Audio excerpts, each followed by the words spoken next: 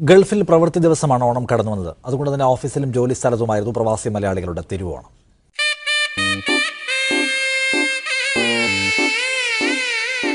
Dubai ജബലലിയിലെ gulf agency company ഓഫീസിൽ ഞങ്ങളെത്തുമ്പോൾ മഹാബലിയും ജോലി തിരക്കിലായിരുന്നു.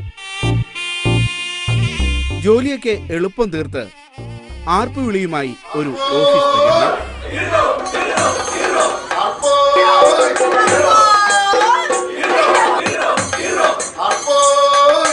മാനവരെല്ലാം ഒന്നായിരുന്ന ഓർമ്മയാണ് ഓണമെങ്കിൽ ഗൾഫിൽ മാനവരെല്ലാം മലയാളിയാകുന്ന ദിവസമാണ് Onam.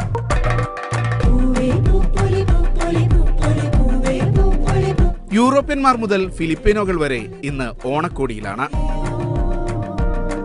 We are about 25 Malayalis. We are totally 60 employees in GAC Group ID, 14 different nationalities.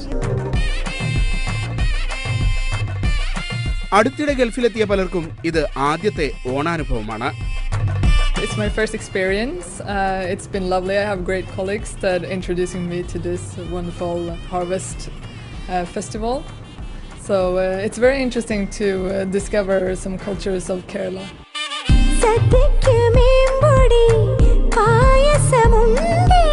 പുറത്തെ റെസ്റ്റോറന്റിലായിരുന്നു ഓണസദ്യ. 30 ദിർഹം മുടക്കിയാൽ പപ്പടവും പായസവും തൊടുകറികൾ പലതുമായി വിഭവസമൃദ്ധമായ സദ്യ കിട്ടും. നാക്കിലയിലെ കറികളുടെ രുചി പോലെ ഗൾഫിൽ ഓണമുണ്ണാനിരിക്കുന്നവരുടെ ഊരും പേരും ഭാഷയും വ്യത്യസ്തമാണ്.